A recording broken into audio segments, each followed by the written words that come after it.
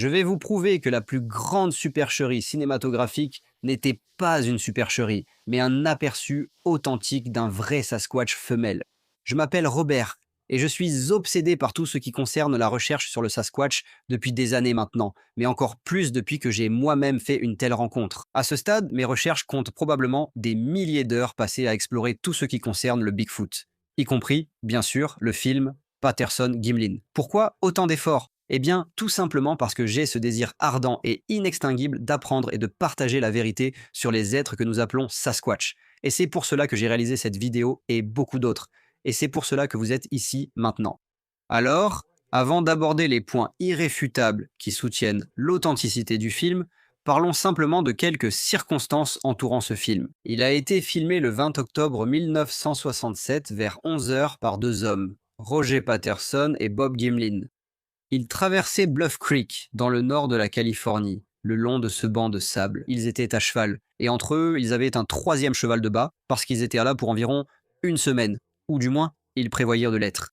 Ils enquêtaient sur de supposées preuves de l'existence du Bigfoot, principalement de grandes empreintes de pas humanoïdes, et Patterson travaillait sur un projet qui lui tenait à cœur. Il voulait réaliser un documentaire sur le Sasquatch et espérait pouvoir capturer des images de ces preuves, de cette série d'empreintes et de tout ce qu'il pourrait trouver d'autre.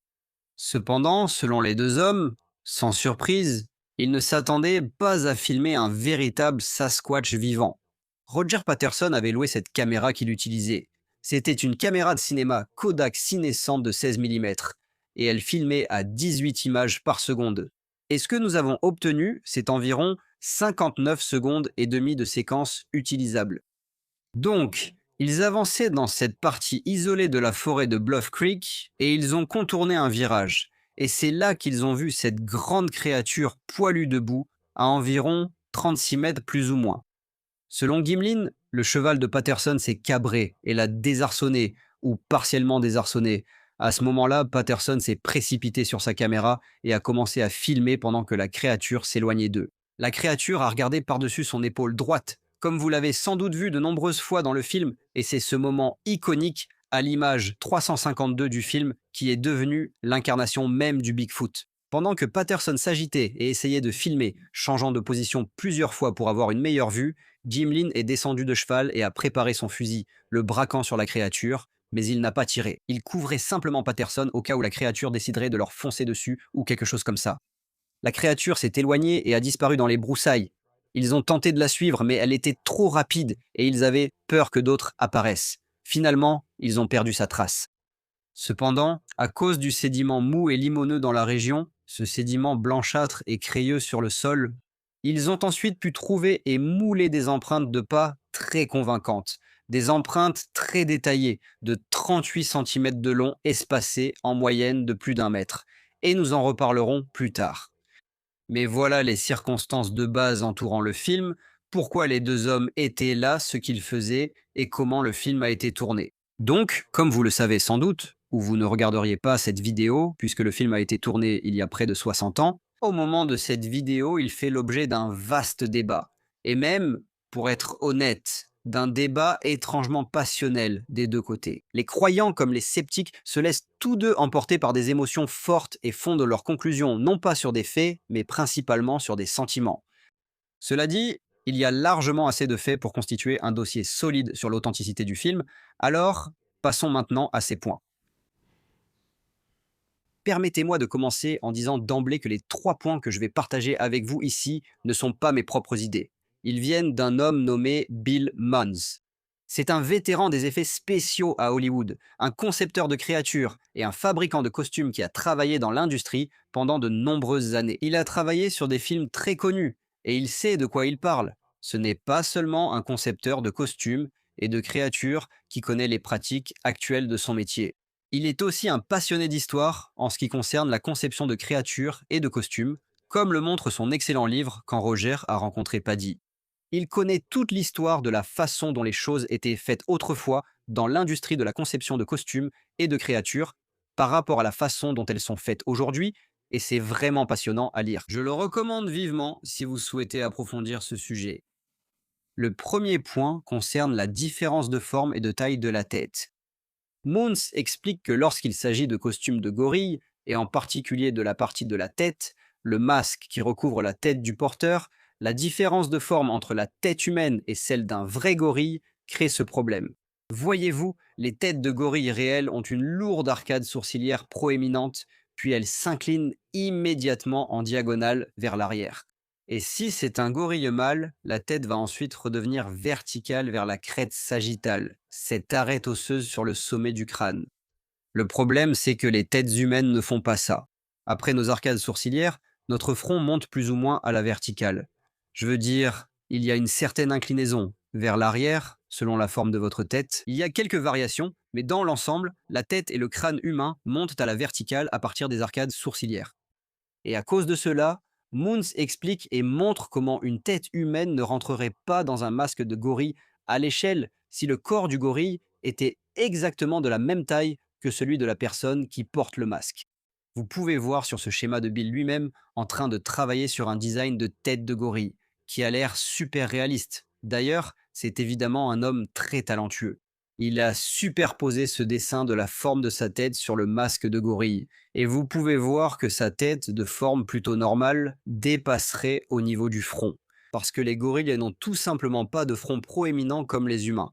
Leurs crânes sont proportionnellement beaucoup plus petits que les nôtres. Donc, ce que les costumiers ont toujours dû faire, explique-t-il, c'est fabriquer des masques de gorilles qui couvrent toute la tête du porteur et qui sont proportionnellement plus grands par rapport au corps du porteur qu'une vraie tête de gorille ne le serait.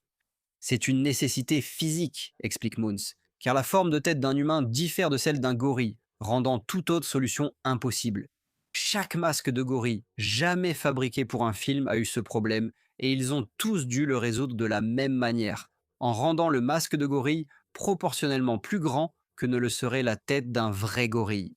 Et c'est une très bonne raison pour laquelle le film Patterson-Gimlin est d'une authenticité à ce point irréfutable. Quand on regarde la tête de Patty de profil sur une image fixe du film Patterson, on le voit. Proportionnellement, elle est beaucoup plus petite que la vue de profil des masques de nombreux films hollywoodiens bien connus mettant en scène des costumes de gorilles. Les comparaisons côte à côte rendent cela très évident. Si Patty n'était qu'un homme portant un costume, la tête devrait tout simplement être plus grande que ce que nous voyons ici. Vous voyez, la forme de la tête de Patty est très similaire à celle de la tête d'un gorille vue de profil.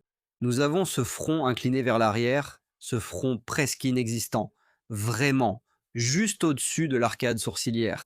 Encore une fois, si une tête humaine était là-dedans, le front aurait besoin de plus d'espace que ce qu'il a. Comme pour de nombreux costumes de gorille à Hollywood, la forme de la tête devrait être différente pour englober cette élévation verticale d'un front humain sous le masque.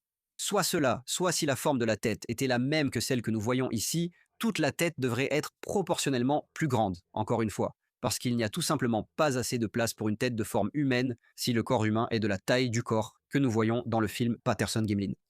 Le deuxième point concerne le cou. Mindy, je cite, en 1967, l'arrière du cou sur un costume en fourrure était un vrai casse-tête. Il n'y avait pas de bonne solution au problème que cela causait, sauf demander à la personne qui dirige et met en scène le mime de ne pas montrer l'arrière du costume et l'arrière du cou, si cela pouvait être évité. Si nous devions montrer l'arrière du cou, le meilleur plan était que le mime reste immobile. Le maquilleur brossait toute la fourrure pour qu'elle soit aussi lisse que possible, puis on filmait sans laisser l'artiste bouger, et surtout sans tourner la tête. Alors pourquoi était-ce nécessaire? Eh bien tout simplement parce que le matériau utilisé pour les costumes en fourrure dans les films à l'époque n'était pas du tout extensible. Donc, il y avait toujours ces plis gênants dans le matériau si la personne dans le costume bougeait la tête de manière perceptible. Comme l'a dit Bill, les maquilleurs essayaient de dissimuler ce problème en brossant de longues mèches de fausse fourrure sur les plis à l'arrière du cou, mais ce n'était jamais très efficace si la personne bougeait la tête.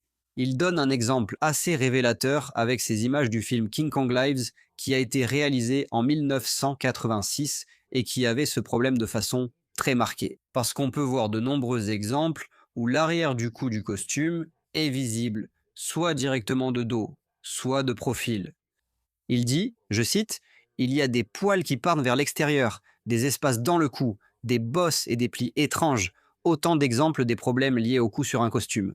Patty n'a aucun de ces problèmes. Et c'est vrai. Quand on regarde le film lentement, en prêtant une attention particulière au cou, on voit clairement qu'il y a du mouvement à certains moments. Lorsqu'elle tourne son corps et sa tête, on ne voit pas ces plis et bosses maladroits de matière apparaître. On n'en voit pas la moindre trace. Et selon Muntz, on les verrait forcément s'il s'agissait d'un costume, même du meilleur costume possible, des années 1960.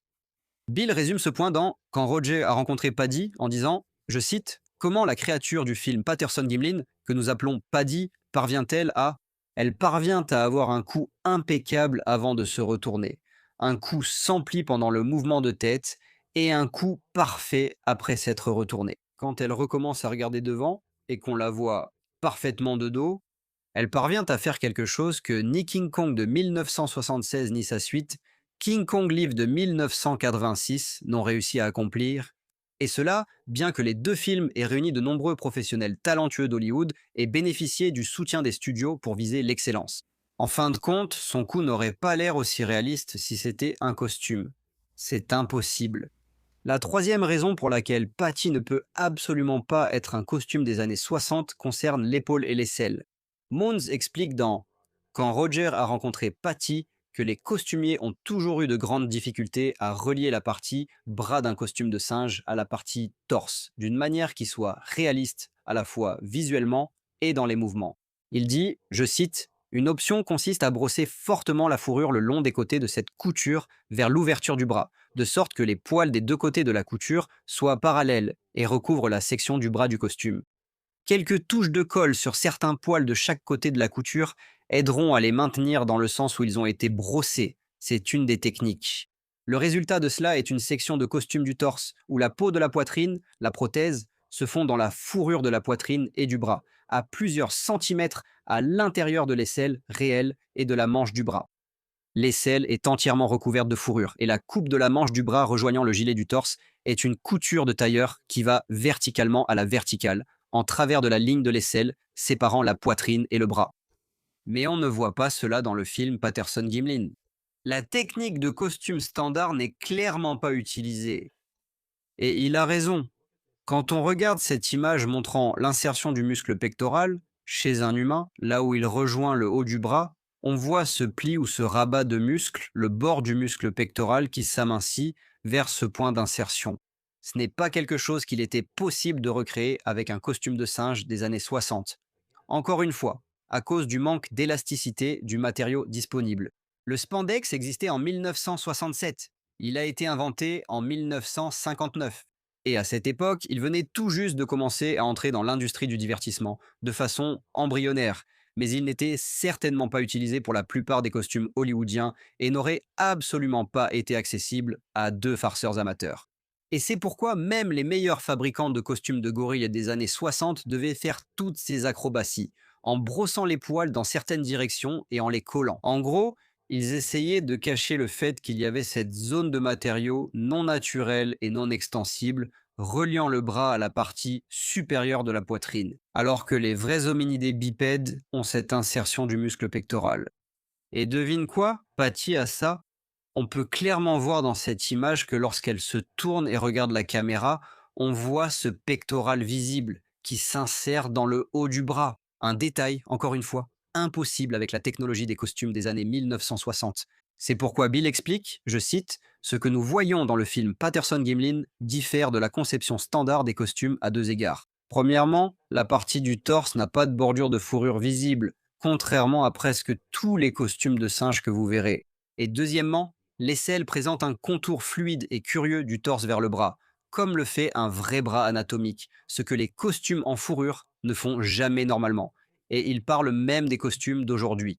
Même avec des tissus extensibles, ce n'est pas facile à reproduire, du moins pas d'une manière qui bouge naturellement, ce qui répond aux arguments des sceptiques. Nous avons donc abordé 3 points irréfutables du point de vue de la conception de costumes, expliquant pourquoi le film Patterson-Gimlin ne pouvait absolument pas être un costume, certainement pas dans les années 1960 selon un homme qui sait vraiment de quoi il parle. Bien sûr, il reste de nombreux arguments sceptiques souvent évoqués. Je les retrouve régulièrement dans les commentaires de mes vidéos sur le film Patterson-Gimlin. Passons-les donc en revue.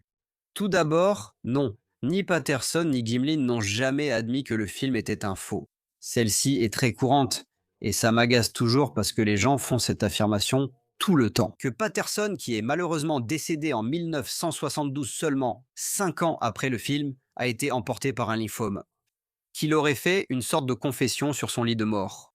Que le film était en fait un canular, que ce n'était qu'un homme déguisé. Il n'y a absolument aucune preuve qu'il ait fait un tel aveu, et je me pose toujours des questions quand les gens affirment cela. Comment le savez-vous? Vous ne connaissiez pas Patterson personnellement. Essayez-vous de me dire que vous étiez dans la chambre où il est décédé, à son chevet, réconfortant sa femme en deuil, et que vous l'avez entendu faire cette confession murmurée. Ça me paraît un peu tiré par les cheveux.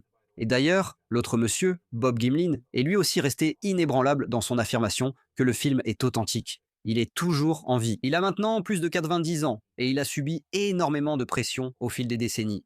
Et il a essuyé beaucoup de moqueries pour essayer de le pousser à se rétracter et à admettre que c'était un canular. Mais il n'a jamais cédé d'un pouce, malgré qu'on lui ait offert 1 million de dollars pour se rétracter et que son nom ait été régulièrement traîné dans la boue. Il est absolument certain de ce qu'il a vu.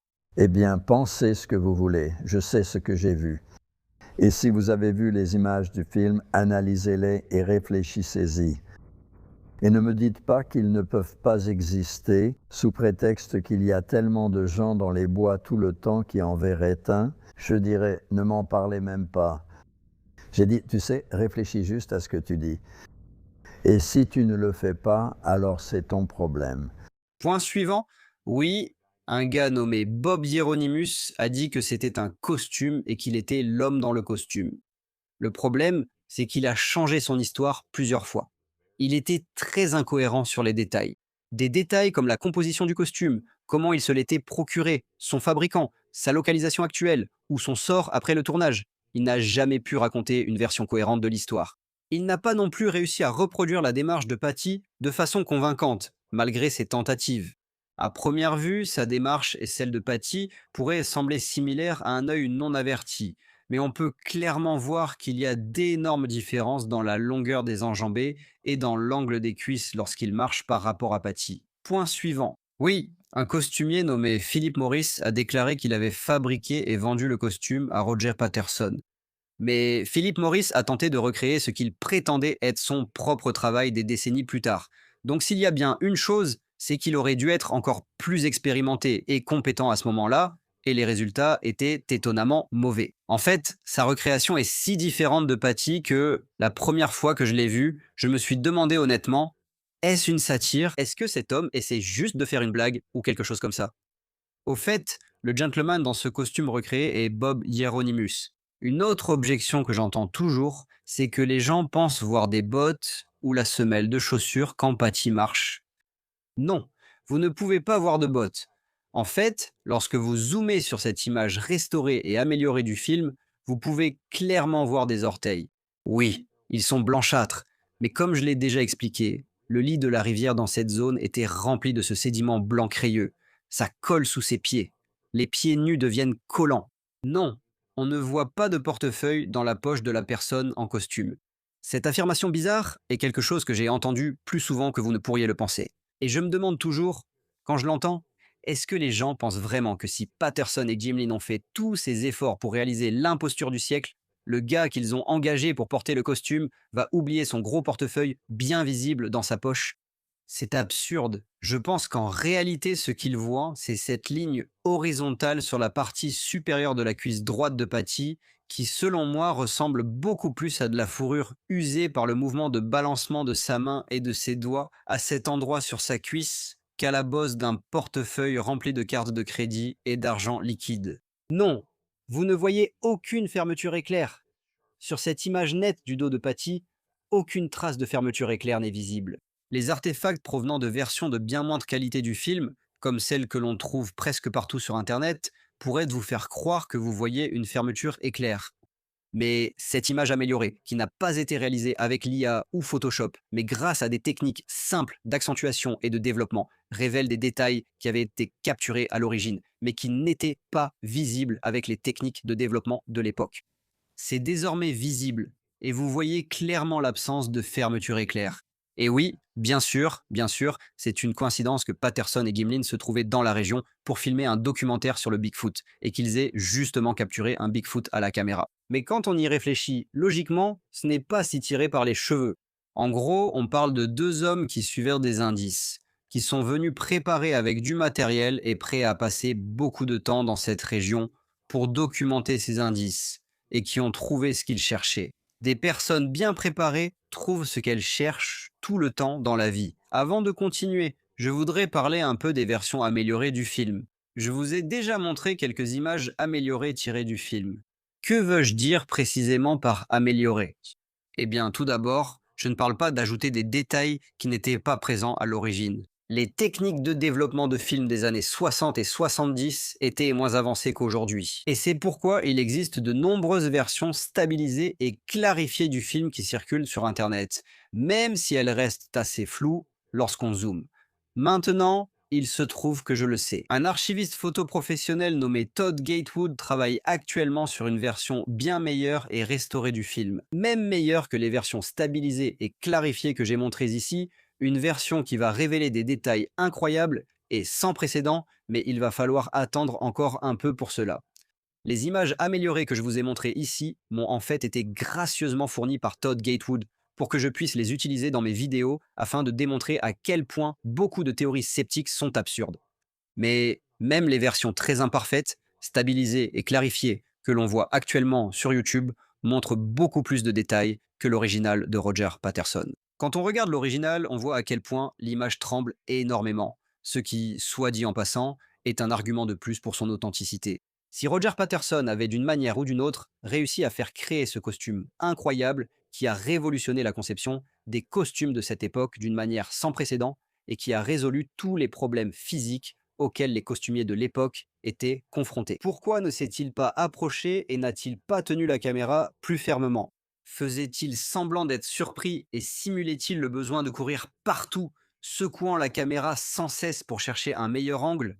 Car si c'est le cas, il a fait un travail convaincant. Si toute cette histoire était une supercherie orchestrée, il a vraiment gâché l'occasion si c'est tout ce qu'il a obtenu. Mais je m'égare un peu, donc revenons à l'amélioration. Le fait est qu'il est tout à fait possible d'améliorer considérablement des images d'archives des années 60 filmées en Kodachrome avec une caméra 16 mm. On le voit tout le temps. Des versions restaurées d'images d'archives qui sont plus claires, plus nettes et qui semblent même avoir une résolution supérieure à l'original. Ce n'est pas de l'IA ou un tour de passe-passe numérique. Il s'agit simplement d'une amélioration très intelligente et minutieuse, image par image, de ce qui a été capturé à l'origine. Et c'est exactement pour cette raison que la restauration image par image sur laquelle travaille Todd Gatewood a donné ces résultats impressionnants. La majorité des versions du film sur YouTube sont des copies pirates de 4e ou 5e génération. Todd travaillait à partir de l'original. Maintenant, cela dit, tous les arguments logiques du monde ne suffisent généralement pas à convaincre les sceptiques endurcis de l'authenticité du film. La raison est qu'il ne se préoccupe pas vraiment de la logique. Il ne se soucie pas du fait qu'une tête humaine ne pourrait pas rentrer dans un masque de gorille ayant la forme et les proportions de la tête de Patty. Il ne se soucie pas que l'insertion du muscle pectoral dans le haut du bras dans le film corresponde à la réalité biologique plutôt qu'aux détails maladroits des costumes des années 1960. Rien de tout cela n'a d'importance pour eux à cause d'une chose simple qu'ils disent généralement. Ça a juste l'air faux pour moi. Je réponds souvent: d'accord, c'est compréhensible. Je ne suis pas là pour rallier les gens à la cause du film Patterson-Gimlin. J'explique aux personnes logiques et ouvertes pourquoi il n'y a aucune raison de penser que c'est un faux. Cela dit, je pense qu'il vaut la peine de noter un point particulier que le type de sceptiques les plus coriaces soulève souvent. Les gens commandent souvent mes vidéos sur le film Patterson-Gimlin, surtout sur l'apparence des fesses de Patty, qu'ils jugent similaires à une couche rembourrée factice. Et honnêtement, je peux un peu comprendre. C'est un point valable. Mais voilà le truc.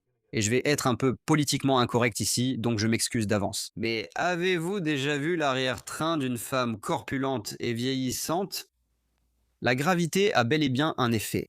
Il peut y avoir beaucoup de masse à cet endroit, qui ne ressort pas comme un muscle ferme, mais qui a tendance à s'affaisser vers le bas, comme la graisse le fait généralement. Qui dit que chaque Sasquatch, quel que soit son âge ou son sexe, doit forcément ressembler à un culturiste ultra musclé?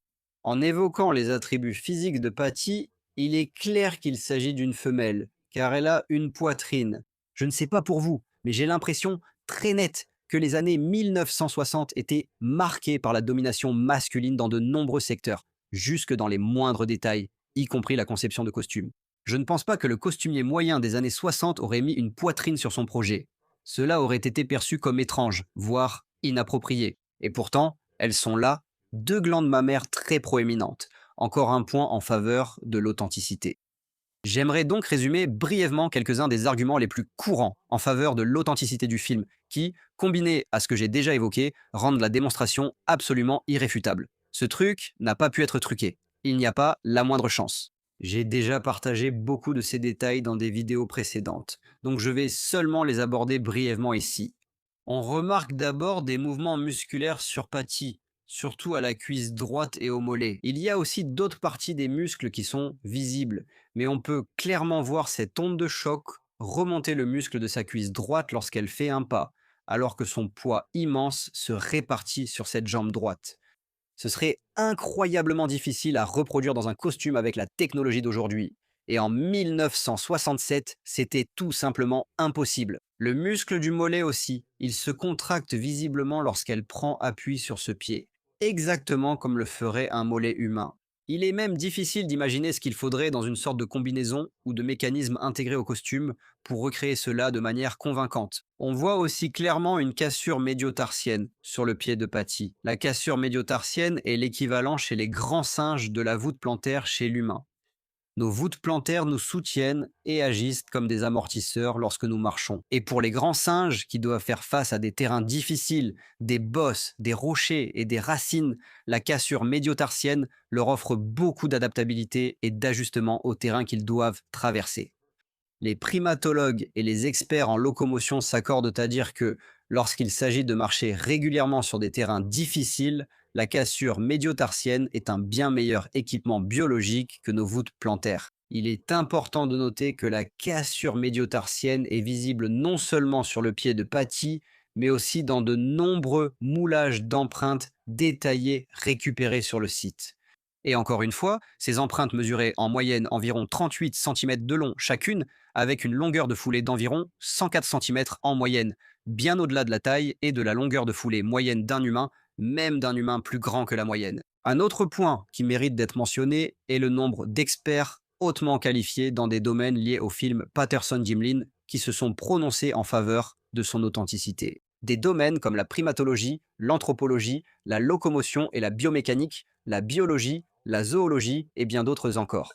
Et oui, il y a aussi des experts de l'autre côté qui disent qu'ils pensent que c'est un faux. Mais si vous regardez leurs raisons de penser cela, la plupart du temps, elles se résument à « ça a juste l'air faux pour moi ». Alors que la plupart des raisons données par les experts, qui disent que c'est authentique, ont en fait du fond. Le film Patterson-Gimlin est l'une de ces choses où plus on l'examine de près et qu'on se plonge dans tous les moindres détails, plus il devient fascinant et indiscutablement authentique. Alors dites-moi ce que vous en pensez dans les commentaires ci-dessous. Si vous avez apprécié la vidéo, merci de mettre un j'aime, de la partager avec votre famille et vos amis et de vous abonner à Cabin in the Woods.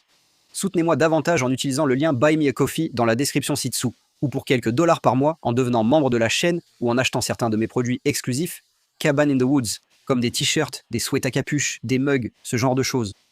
Et dites-moi si vous pensez que je réussis à donner aux croyants du Bigfoot des arguments raisonnables et logiques pour défendre leurs croyances, ou si vous êtes quelqu'un qui sait que le Bigfoot existe, à expliquer pourquoi c'est une réalité à vos amis et à votre famille sceptique. J'espère que j'y parviens, parce que c'est vraiment ce que je recherche ici. C'est mon chien qui aboie en arrière-plan. Merci d'avoir regardé, à la prochaine vidéo.